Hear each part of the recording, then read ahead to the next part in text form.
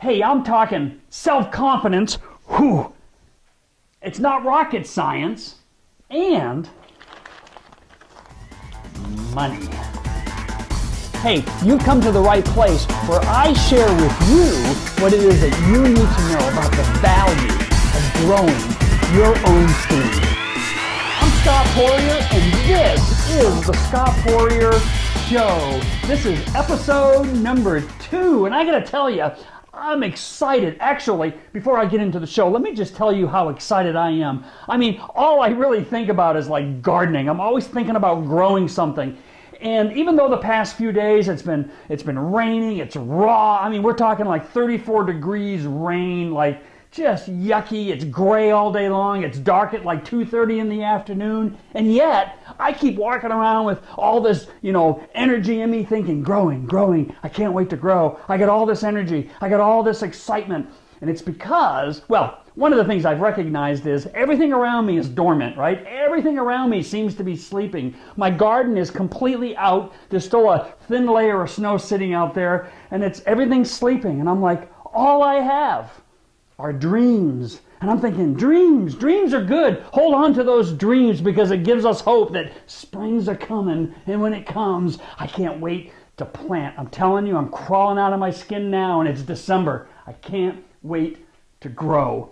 All right, so speaking about growing, that's what I want to talk to you about. I want to talk to you, to continue to talk to you about what it is that you need to know to grow food, good quality food. So one of the first things I wanted to talk about was growing food actually can create, a confidence, good self, like, ooh, I'm confident, man. I feel like I can do anything. That's what growing food, that's what gardening can do. Not only will it do it for yourself, think about bringing your children out into the soil. I mean, look at what I did. This is a butternut squash. I planted this thing, the seeds, and put them into the soil on June 1st of this year. I picked these butternut squash somewhere around the end of September. Here I am in December, and we're eating these things left and right. I can't get enough of this squash in me. Talk about self-confidence. Talk about going, wow, you put your energy and commitment into doing something, and you follow through with it, and you get something as beautiful as this. Look at that beautiful orange in there. Oh yeah, you get something like this, and it will build confidence. I'm telling you that you can feel like, I think I could do anything that I put my mind to, not only for myself, but again, I want to say, think about your children and what you can do with them as well. It's worth getting out there in the soil and growing some of your own food for a lot of different reasons. One being, self-confidence, not to mention, it gives you bragging rights to be like, yeah, I don't know what you grew this year, but look at that, baby. I'm in December, and I'm eating my butternut squash. That's good enough reason right there to grow your own food. Here's the other thing that you need to know. It's not rocket science, okay? It's not as hard as I think a lot of people maybe think that it is. Now, maybe there are some of you that are watching this going, yeah, but I've tried in the past and I can't seem to really grow this thing or whatever. It's not as hard as you think it is. Now, if you're trying to just dive in without any perspective whatsoever, yeah, it's probably going to flop on you. But with just a little bit of guideline, just a little bit of coaching, a little bit of information will go a long, long way. And really it comes down to each year opening yourself up to the garden in a way that the garden itself, the soil and the plants themselves begin to actually teach you about how things grow. So don't get discouraged if in the past you thought, oh, I failed, I can't do this. It really isn't rocket science at all. So keep that in mind, okay? So that way you don't set yourself up going, oh, I'll never be able to do it. I promise you, if you go into the garden with, oh, I'll probably never be able to do it, you're probably not going to be able to do it. But if you go in with even a percentage of the energy and excitement that I have of, yes, I can do this and I can succeed, the stuff that you'll learn and the stuff that not only that you'll grow, but the stuff that you'll consume for your own health will be incredible. So hold on to that stuff, okay? All right. It's pretty easy to grow these things. You would be amazed as to how easy it really is. It's a matter of locating your seeds, getting them into the right portion of soil, giving them enough space to run and to grow. This is typically what I do. There's a couple of ways that I do it. Again, I like to work with raised beds. My entire garden is not raised beds, but as each year goes by, more and more of my garden is really in raised beds. I just love the way that I can build the soil up and the way that I can manage that soil.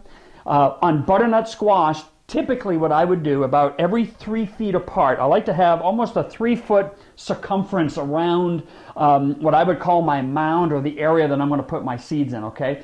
Just so I have enough space for the runners to take off, and that's what you want. You want these babies to have a lot of room to run, and these things will run 6, 8, 10, even 12 feet long. I'm telling you, it's incredible. It's like Jack and the Beanstalk. Jack and the Beanstalk and butternut squash. That's what it's about. Anyway, so this is what I do. I'll take like 3 seeds, and I'll put them in each location about 3 feet apart. Get them about an inch or 2 under the soil. I wouldn't even go 2 inches, inch and a half under the soil, and just begin to water, you know, day after day. You'll be amazed as to how quickly that these things can sprout and come up out of the ground. I say within about a week, you'll already see these seeds will already break ground with the new growth that'll come out of it.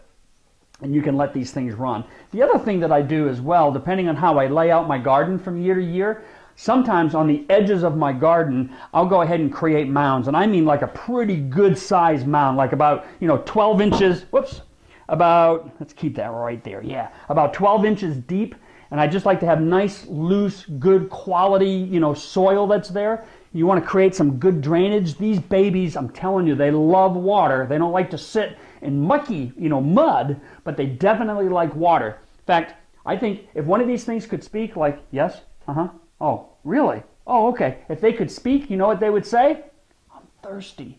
They love water. So you want to give it, kind of a daily, almost a daily process of some watering. Again, you don't want to overdo it. You just want to keep that soil nice and moist. Good 12-inch base will create nice drainage, and these things will take off. So on the edges of my garden, a lot of times, I'll put these mounds, these good-sized mounds about 3 feet apart, give these guys enough room to run, and I'm telling you, you'll be picking squash at the end of the summer and into the fall. You'll have more stuff than you know what to do with. You'll be giving it away. All right, last thing that you need to know about, growing your own food. I'm telling you, it's also about money. Now, I would encourage anybody, if you can eat organic, that's just the way to go. And I know organic's going to cost you a lot of bucks, right? I mean, you should see the red peppers that I grow in my garden, some of the big red sweet peppers that I grow. I'm telling you, if you bought that organic in a grocery store, I bet you that pepper, the sizes that I'm growing, that's a $5 pepper. Now, and I'm not exaggerating. I'm telling you, it would be a $5 pepper. Now, if you buy just a regular sweet pepper in the grocery store that's not organic, the size that I'm growing, it's probably $3.50 for that pepper. I'm telling you, with the seeds and the stuff that I'm doing and the way I'm planting, those peppers are pennies on the dollar. So I'm telling you, you'll save big bucks, but more than that, you'll be eating more healthy, quality food. Keep all that in mind. There's a lot of good reason for you to get in the garden and grow food. Better for your health, saves you on your wallet, gives you a lot of confidence. Okay, question of the day. What does it cost you to go to the local grocery store to buy an organic sweet pepper, red, yellow, orange, and what does it cost to buy a non-organic? I want to take a look at the difference of those prices, but I also just want to see what the cost is at the local grocery store for you. Let me know the state you live in and what it costs for one of those peppers. Whew. Oh, subscribe! You gotta subscribe to me. Oh, subscriptions are like hugs, you know what I mean? Give me a hug, give me a hug.